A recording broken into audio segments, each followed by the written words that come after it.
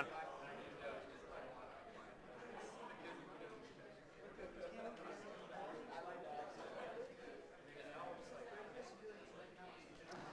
Okay, welcome to class, everybody. So we've pretty much wrapped up chapter 4 on two-dimensional conduction. So if you remember, there are analytical ways of solving the problems. Those are like solving really complex PDEs. You can only do that. You still have to really simplify the problem, and then you can only solve certain cases to get a real solution. And then even then, the math is really ugly. There's also the shape factor method, and then the dimensionless conduction heat rate method for certain cases where you're getting a really approximate answer to get certain pieces of information. Then finally, the last problem on your homework is getting into a numerical method where you're dividing up your space into discrete nodes. You're doing an energy balance on each node, and then you're using software that can solve systems of equations. So we use Microsoft Excel's solver to solve a system of equations that told us for each node, here's the temperature based on satisfying an energy balance that corresponds to each node. So is anyone having extreme trouble with that Excel homework problem? Okay. All right, that's good. So we do have, Kenny will be holding office hours after class in the same room. I'll try and pop in for a little bit. I have a meeting later. And then that pretty much wraps up chapter 4.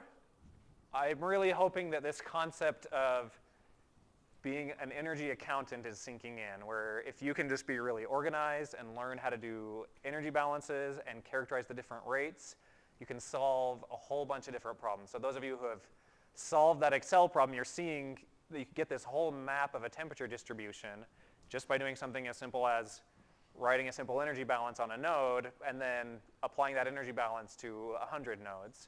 So we'll talk about some similar ideas when we get into transient conduction in chapter 5. So my personal thought is that's the modern way of solving problems, is using software, but we still got to know the fundamental energy balance and heat transfer rate laws in order to do that.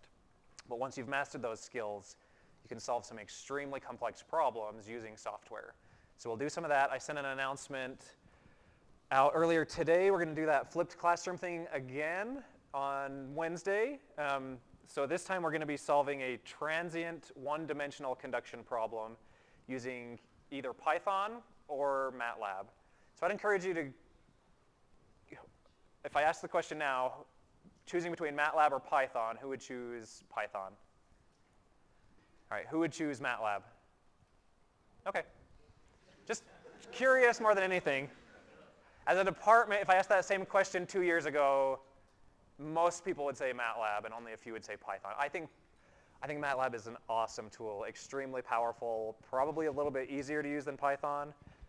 But then Python is much more like a real coding language that will be recognized by future employers. So as a department, we've tried to make a commitment to teach you that more marketable skill and let you have a tool that you can use for free for the rest of your life rather than MATLAB, where a license costs thousands of dollars and typically your employers won't have licenses to MATLAB.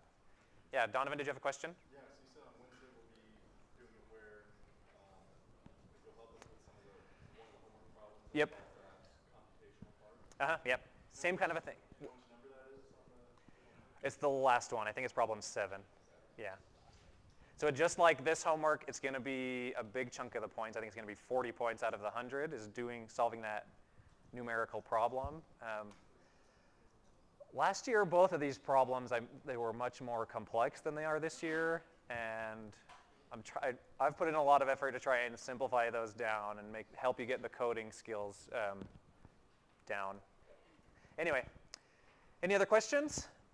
So before next Wednesday, be sure that you have the right tool, that you have Python downloaded on your computer. I've sent out links for where you can download that. And because it's a flipped class, you're going to have to watch the lecture videos beforehand on your own. I would strongly encourage you to watch the lecture videos and maybe even try to replicate what I'm doing in the videos. And if you do that, then the problem that we'll be solving is very similar. We'll make some modifications to boundary conditions. And that's the main change. Yeah? What method are we going to use? Are we We're going to use I'm trying to keep the numerical method as simple as possible. So to resolve the spatial temperature gradients, we're going to use a finite volume method. You could also call it a finite difference method, depending on how you get there.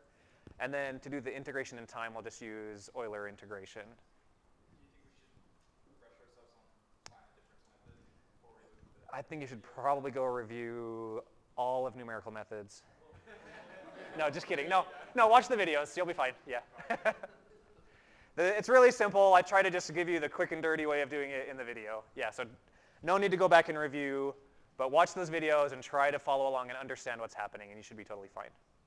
Okay, so transient conduction. All right, so we're going to start out with a thought experiment. We're going to go back to my pet example of having a big wall that divides one side of the room from the other. So let's say we have this big, thick wall, and I'll just read this so I don't give you some inaccurate information. So a plain wall made out of solid oak divides two rooms. Over a weekend in the wintertime, the heating system in the room malfunctions, and both the air in the room and the wall reach thermal equilibrium at 5 degrees C. So it's really, really cold because the heater went out.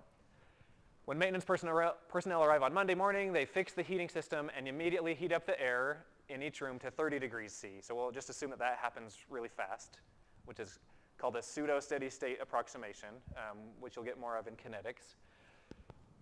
So at time t equals 10 minutes, what does the temperature profile in the wall look like? So this is just sort of an open question. So we've got this thick wall. We've got a room on this side that's at 30 and a room at this side that's at 30. And if we wanted to plot temperature, let's overlap a plot of temperature with our really simplistic diagram of this system. What does your intuition tell you that temperature profile looks like? Okay, a U? You're not just showing some school pride?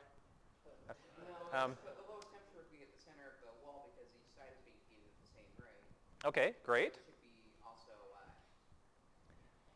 symmetrical?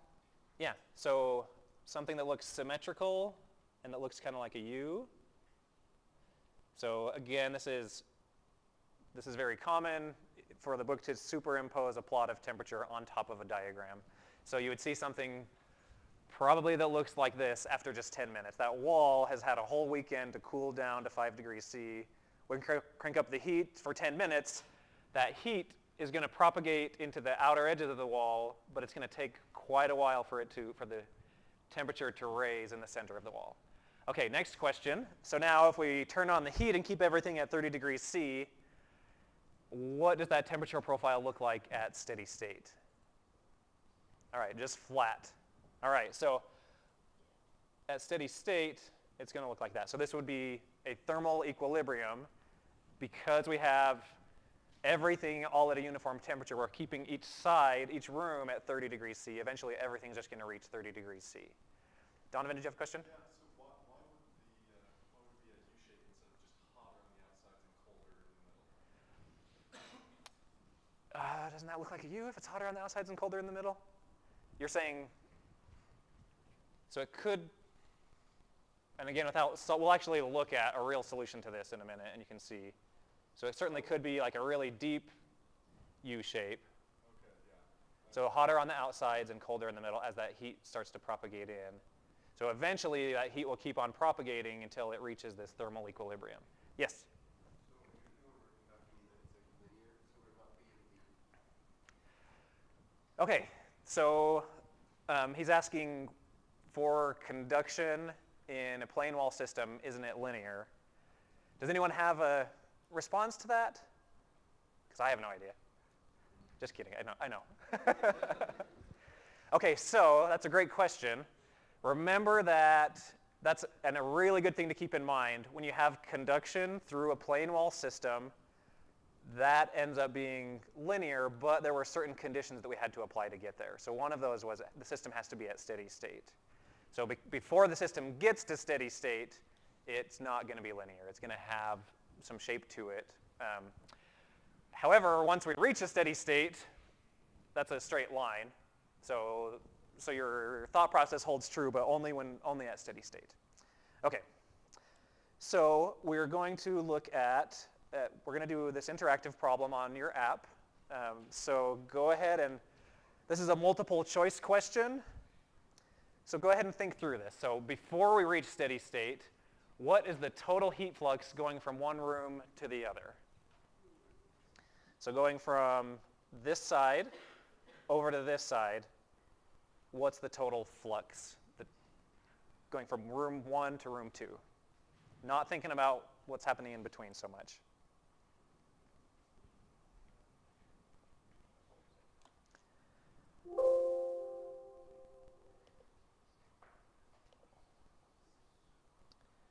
Okay, so our possible answers are, it is the same as the heat flux by convection from the surface of the wall to the air. It is the same as the heat flux by conduction at all points in the wall, or it's just 0. So remember, this question is specifically asking from the air in one room, which we're assuming to be well mixed, to the air in the other room, which we're assuming to be well mixed, what is the total rate of, what is the total heat flux? So when we get 25 people who have answered, let's show the result and talk about this. Sorry? I'm missing the number. Oh, sorry. Oh, there it is. Never mind. POW 3453.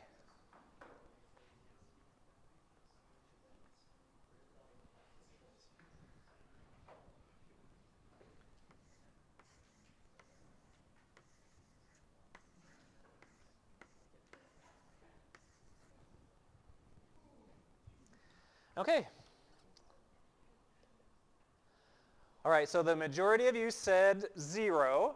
Does anyone who said 0, if I tell you that you're right, do you want to explain? Yeah. The driving factor is gone, right? The temperature difference? That's perfect. Yeah. We just have two fluxes going opposite directions that are the same. Okay. Both very good answers. So the driving force, again, if we're thinking of the extreme side of our system to the other extreme side, there is no driving force between those two extremes. However, heat transfer is still happening. It's just not happening in a total rate going from this side of the room to the other side of the room. So, great answers and great intuition, and we'll talk more about this.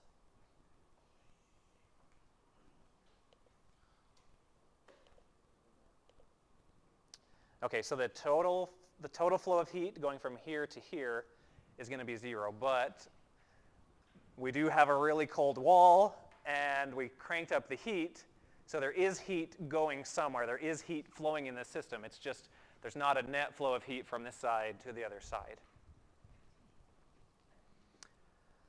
Okay, so I think we kind of answered this already, but where is the heat going now?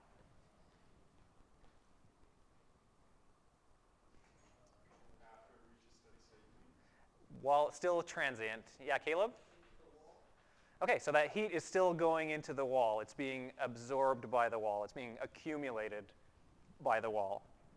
So great. So we certainly still have, so when we're still dealing with this U shape, there is still a temperature gradient from this room to the surface of the wall and then through here. So there's still heat flowing here, but we have some heat flowing in this way, and we have some heat flowing in this way.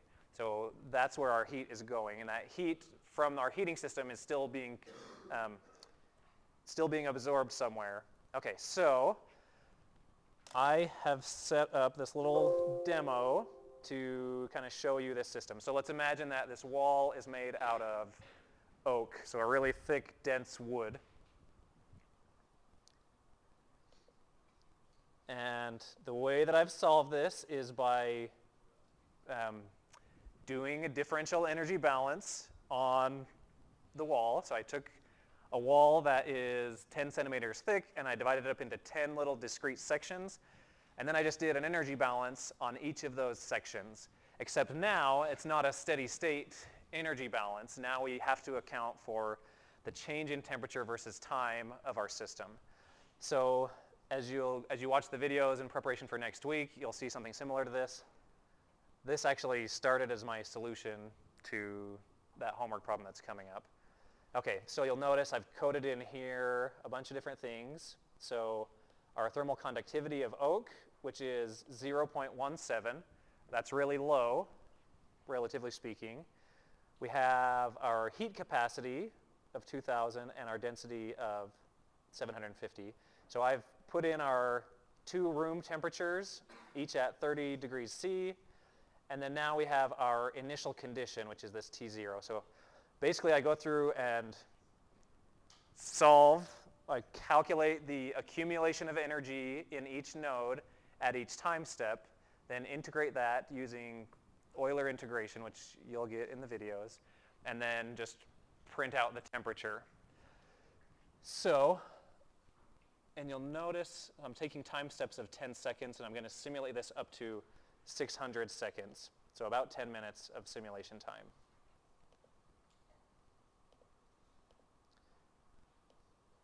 Okay, so this figure on the left is the temperature versus X. And this figure on the right is the flux.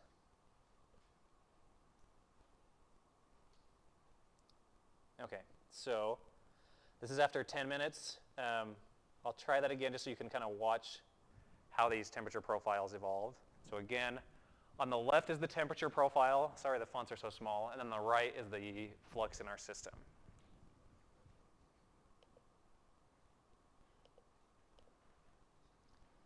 So you can see, and remember this is discretized into 10 nodes, so you sort of see a little bit of choppiness. If I wanted that to be more continuous and better approach reality, I would just use more nodes, and that would look smoother. So you can see heat propagating in from each side, and the temperature is gradually rising.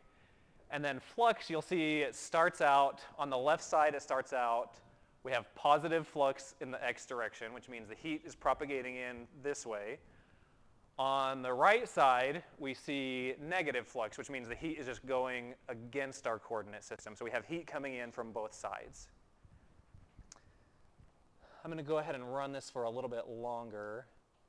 So over time, so I stopped this at 10 minutes of simulation, so not much has happened. Our temperature has risen from 5 to about 16 on the edges, but then it's still very close to 5 in the middle. Any questions here? Okay, so I'm going to go ahead and increase our simulation time to give us a little bit longer to watch this. So let's go out to 1800 seconds or 30 minutes. So what do you expect to happen to the heat flux as we get closer and closer to steady state? In this particular case, we expect it to go to 0. If we kept the 2 rooms at a different temperature, we'd expect it to eventually end up being linear. Well, actually being constant, sorry, and our temperature profile would be linear. So you see these fairly dramatic temperature gradients for this oak wall system. But one of the points here is just by having some really basic, and I want to point out I'm not very good at Python. So even some rudimentary coding skills and a knowledge of heat transfer, you can come up with these simulations to solve fairly complex problems without a ton of effort. And you can get much more information than you can get by using an analytical method, which would require some extreme simplifying assumptions in most cases. Okay, so after, I don't know if I think we're done. So after 30 minutes, we still see this pretty dramatic temperature gradient, but if we let it sit there for hours and hours, eventually our temperature would level out and our flux would go to 0 in this particular case.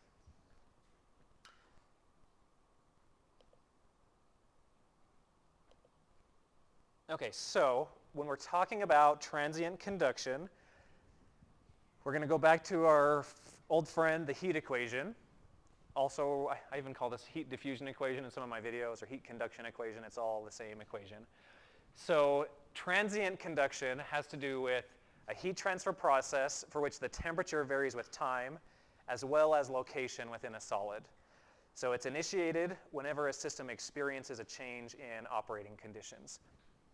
So in that scenario I just gave you, we suddenly changed the temperature, we suddenly changed the convection boundary conditions because we suddenly increased the temperature there. But if you disrupted something else, like changing the convection coefficient itself, or adding radiation to the mix, or adding a generation term in there, or changing a surface temperature, any change suddenly takes you out of your steady state, and your process will gradually migrate over time toward a new steady state. Any questions there? So that's what transient means. It means what's happening in between going from one steady state to a new steady state. It doesn't just happen instantaneously. If you think about driving your car at 50 miles an hour on a flat road on the freeway, that 50 miles an hour could be considered a steady state. You're moving and you're making progress, but in terms of your speed, you're at a steady state. If you wanted to change to go 70 miles an hour, you don't just instantaneously go from 50 to 70. There's this inertia of your car. You have to hit the accelerator, and there's going to be a short period of time that your car is accelerating and your velocity is changing until you get to your new steady state. So that same concept applies in heat transfer, except instead of dealing with inertia, like the mass of your car, there's going to be something called thermal inertia, or thermal capacitance. So that'll show up in the accumulation term of the heat equation. So whereas in chapter 3 and chapter 4, everything we solved was at steady state, where this was 0, now we're going to have to consider this term actually existing. We're going to have to do some sort of integration over time to see how temperature of our solid evolves over time. So there are several different solution techniques. What I just showed you was a numerical solution, the finite difference method. So I sort of jumped to my favorite one first. We'll get back to that. There's another method called the lumped capacitance method. This is where we make a pretty drastic simplifying assumption and just ignore any spatial changes with temperature of our solid. Again, you can get exact solutions. Actually, when you combine these two and you take this lumped capacitance method with an exact solution, that actually ends up being pretty useful and quite simple. And there are also approximate truncated solutions. So when you're considering heat transfer in one dimension and also transient, you can solve some of those analytically, and the analytical solutions are these infinite series. So one thing you can do is they keep tables of what those solutions look like, and you can go look up what solutions look like in tables, except on an exam, I'd probably ask you to include all infinity components. Just kidding, no. So instead of having all infinite solutions, you take the first few terms, and actually just taking the very first term gives you a pretty good approximation. So those are the 4 different methods that we'll cover as we talk about transient conduction. Okay, so we're going to first go into this lumped capacitance method. So let's go back to that same thought experiment, pretty much the same scenario. So over the weekend, the heat went out and the system cooled down to 5 degrees C. But now instead of an oak wall, now we have a steel wall right in the middle of our room, of our 2 rooms. So someone comes in, turns on the heat, and we assume that the air in the rooms instantaneously reaches 30 degrees C.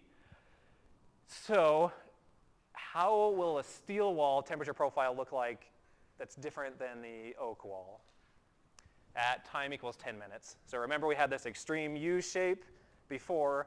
How will the steel wall look different in terms of temperature profile? Less of a U. Okay, less of a U. Great. So shallower, that's great. So we have 30 degrees C on this side, 30 degrees C on this side,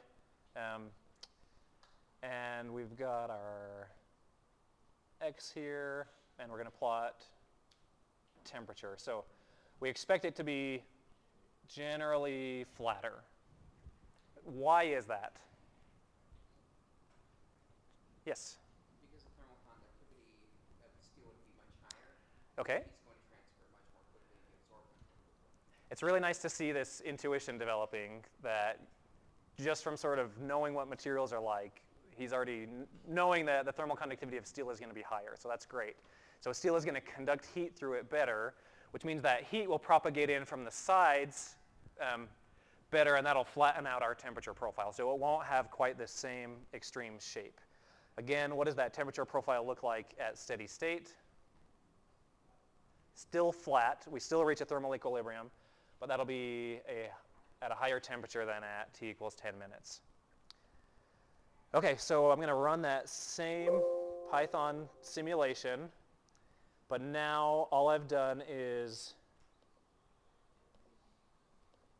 I've just replaced so remember the thermal conductivity for the oak was 0.17. So I've replaced the properties of the oak with the properties of steel. So now the thermal conductivity is 30. So it's more than 100 times greater thermal conductivity now. The rho and the CP changed quite a bit as well. We'll talk about those later. But same scenario, same initial condition and same boundary conditions. And we're going to solve. And I did, things happen a little bit faster in this case, so I reduced our time steps. So don't pay too much attention to how fast things are changing, but just look at sort of the general shapes of these plots.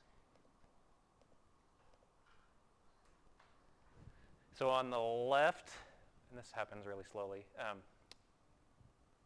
you can see it happens really slowly visually because I have a smaller time step here.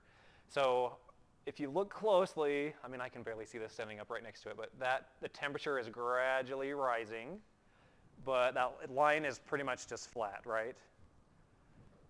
So even though we have heat propagating in, it doesn't penetrate into the center.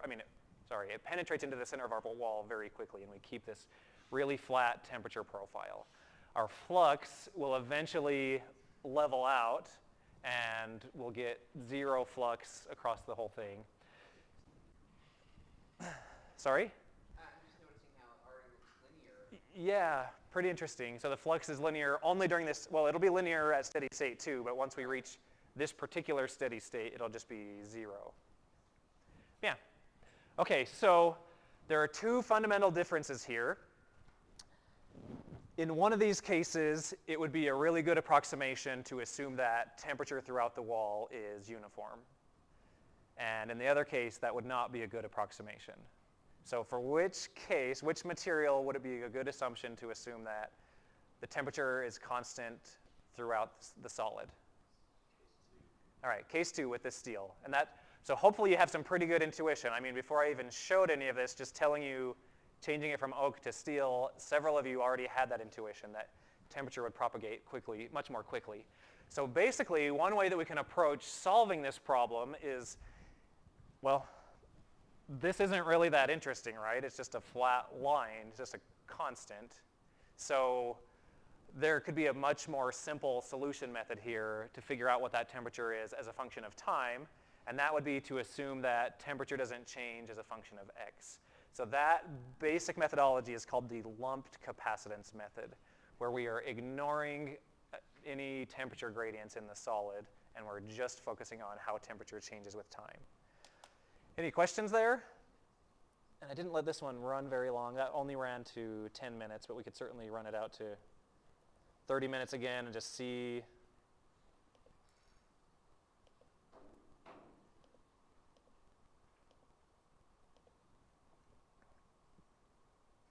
Yeah, anyway, I don't know if I'll let this go the whole way. So much less interesting, we can apply an approximation method where we're just assuming that temperature doesn't change with respect to space. And I changed my mind. I'm not going to let that whole thing run. Sorry, with the heat flux go to zero, completely flatten? Eventually, yep. Yeah, it's still a wall that has a lot of thermal mass to it, or thermal capacitance. It's still, steel is a very dense material, and so it can store a lot of heat. So the more dense and the higher heat capacity mean the more energy that your wall can store, which means it takes you longer to get to steady state. So here we're still putting energy into our wall. So it's coming in from the left-hand side, it's coming in this way, and then from this side it's coming in this way. So we still have heat going into the center of our wall. It's just, it takes a lot of heat to get this thing up to steady state, and so this evolves pretty slowly.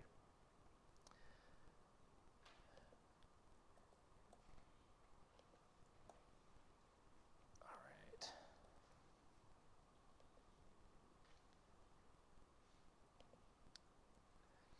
All right, so this lumped capacitance method is what I've been alluding to this whole time.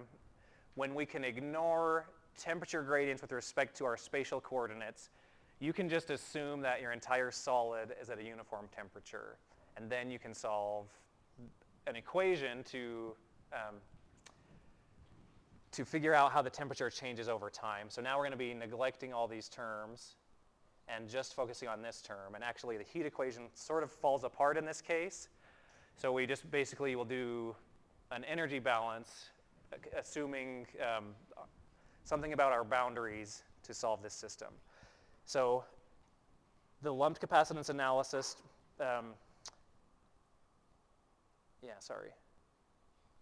it's based on the assumption of a spatially uniform temperature distribution throughout a transient process. So really, this is an approximation. Even in our steel wall, there are still temperature gradients in our steel wall. They're just pretty small, and so we can neglect them. So there are certainly times when this approximation would be not a good approximation, and you can just think that oak wall example, this would not be a good approximation because we expect to have these big temperature gradients, so ignoring them would not be a good thing to do. So when we do the lumped capacitance method, we keep our accumulation term, but then we do an energy balance on the complete solid. So remember, the heat equation was used to resolve a temperature profile with respect to space and sometimes with respect to time. However, we're ignoring any temperature profile, so we'll no longer use the heat equation itself, but we'll keep our accumulation term and do an energy balance just on what's happening at the surfaces of our solid, or if there's a generation term, we'll deal with the generation term as a volumetric generation term. So we basically apply the first law of thermodynamics, do an energy balance on our system, and then we can solve from there.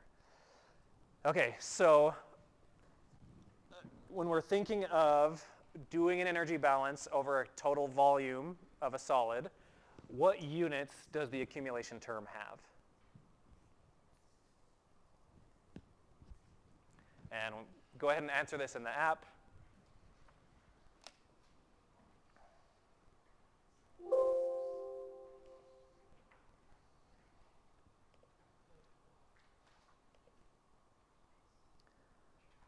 All right, so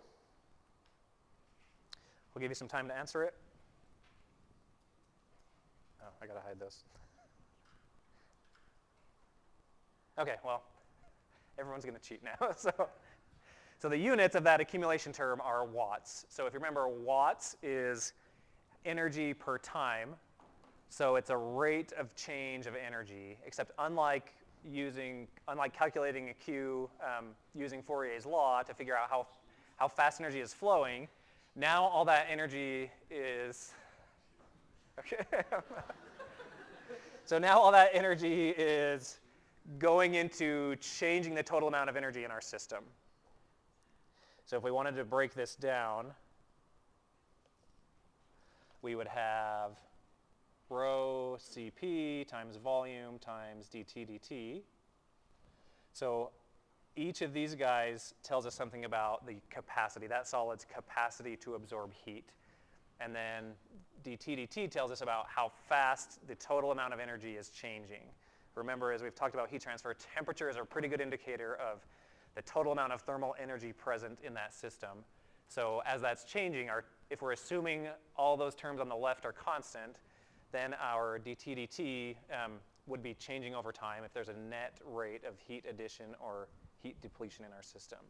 So our rho is going to have units of kilograms per cubic meter.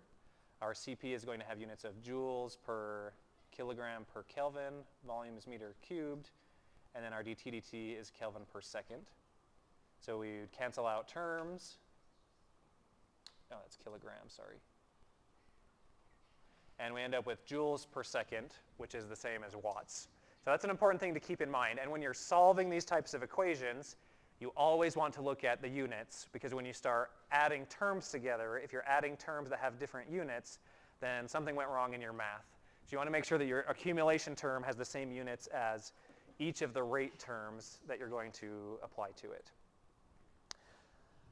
Okay, so we're going to go through and look at this lumped capacitance method in a little bit more detail. If we look at our plane wall system, let's assume the case of the steel, because we know that this lumped capacitance method. So again, just to repeat, the lumped capacitance method, or the lumped capacitance approximation, is an approximation where we neglect any change in temperature of the solid with respect to a spatial coordinate. So when you're applying the lumped capacitance method, you're assuming that the solid is all at a uniform temperature.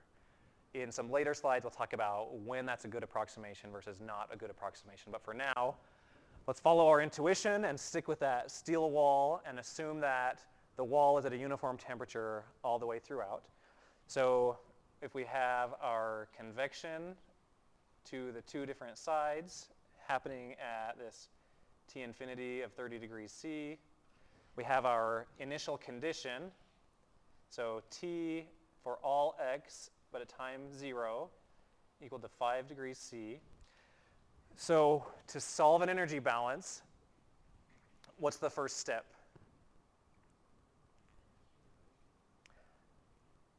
So first we'd want to define what our system boundaries are. So let's draw a boundary that just goes right only around the wall itself. So if that's our boundary, we would then have accumulation. We're going to have, and in this particular case, yeah, we're neglecting radiation, so this is only for convection. So we're going to have an in, could have an out term, and we could have a generation term. So what's our accumulation term?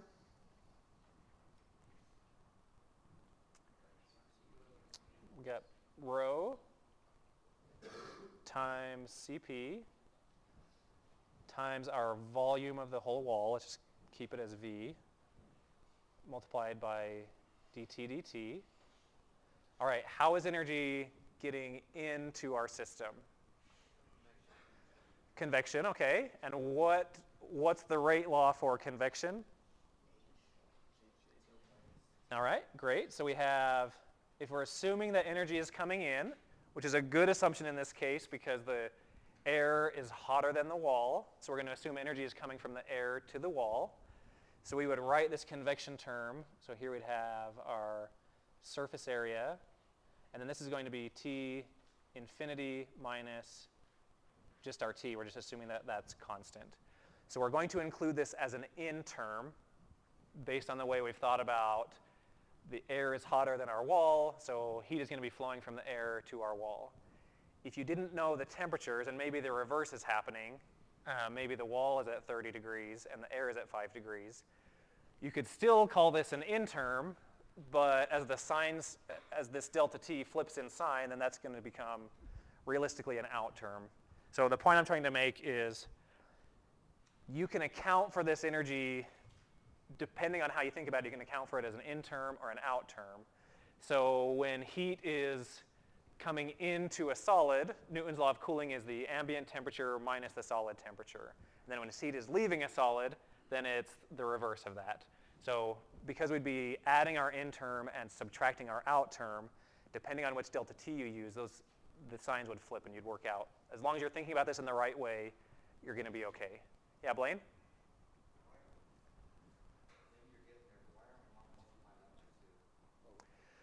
Oh, we're not multiplying the area by 2. We could. A sub s does include both sides of the wall. That'll be our definition of it, yeah. So we would be getting there, but that's a great thought to have. Okay, how is energy getting out of our system? Yeah, we can just, that's a 0. We included convection in our in term, so we don't really need to worry about our out term. And there is no generation here. So we're left with this equation. We get rho Cp times V dt is just equal to H times our surface area times T infinity minus the temperature of our wall. Okay, so now this is just a differential equation, which means we're going to separate and integrate. But there's a way to make this a little bit simpler. This is a non-homogeneous differential equation because we have this constant term hanging out there. So we can lump that constant term into a different variable by defining this relative temperature theta. So theta in this particular case we're going to define as being T minus T infinity. So then our differential equation becomes d theta dt is equal to, and I'm going to combine some terms here, minus h times our surface area divided by rho times v times our CP multiplied by theta. So this is just a constant. So who has intuition about how the functional form of temperature is going to be with respect to time? Great, exponential, yeah. So that is great intuition. So we can also define this other little term a, that's just going to be all of our constants lumped together. H times AS divided by rho v CP. So then we just get d theta dt is equal to minus a times theta. So we can separate, and we get d theta divided by theta is equal to minus a times dt. We would then integrate this. So the integral of 1 over theta is going to be natural log of theta is equal to minus a times t plus our constant of integration. So we would end up solving this for theta. We would get theta is equal to our constant multiplied by e to the minus at. So we would apply our initial condition that theta naught is equal to t0 minus t infinity. And after we apply our initial condition, we actually see that our constant of integration here, C1, is just equal to this theta naught. So we end up getting that, once we go back, we end up getting theta is equal to theta naught times e to the minus at. So out of convenience, we've introduced these new terms that may not be particularly meaningful to us, but we can go in and just substitute our terms, and we get t minus t infinity is equal to our initial temperature minus t infinity multiplied by e to the minus HAS times t divided by rho v CP. So now, by making this lumped capacitance approximation and applying our initial conditions, in this particular case where we're only dealing with convection, we can actually figure out how temperature changes with time when there's a sudden change to our system. So what this tells us in our plane wall system, let me do this. So if we're looking at temperature versus time, and if our steel wall starts out at 5 degrees C, but the room temperature that we've exposed it to is here at 30, we're going to expect that temperature to exponentially approach the ambient temperature. Everyone good here? So in that particular scenario, if we turned on the heaters and had our steel wall, we would expect the temperature of the wall to evolve gradually like that. However, we don't, because we've used this lumped capacitance approximation, we no longer have any information about how the actual temperature profile through the wall changes. We've just assumed that it's at uniform temperature.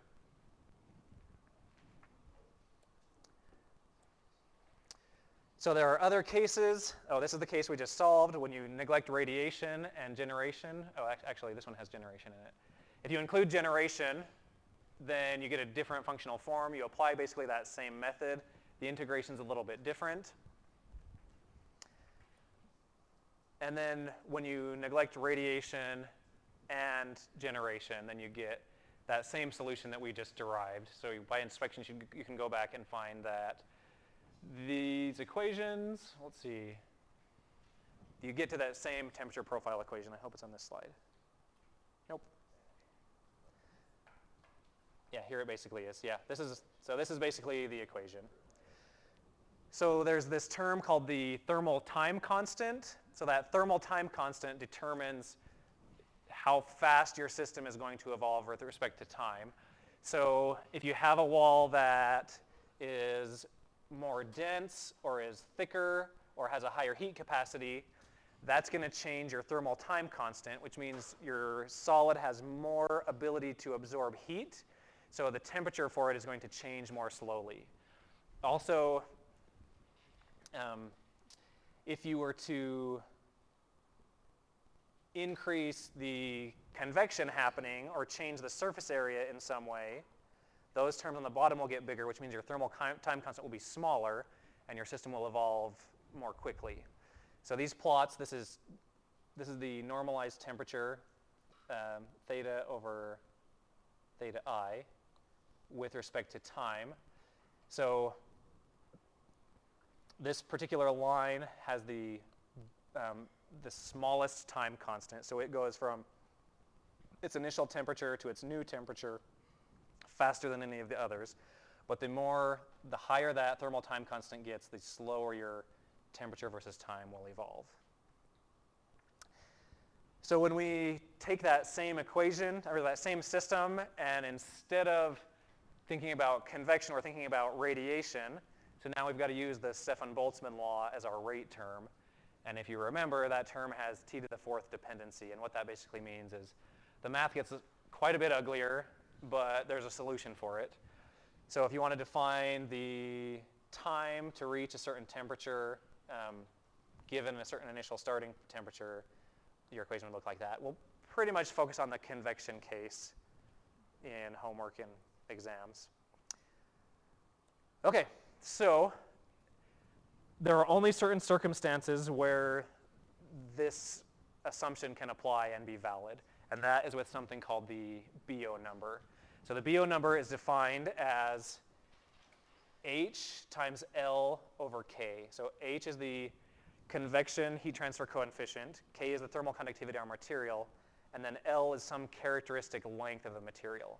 So if H gets really, really big, then our Biot number gets really, really big. And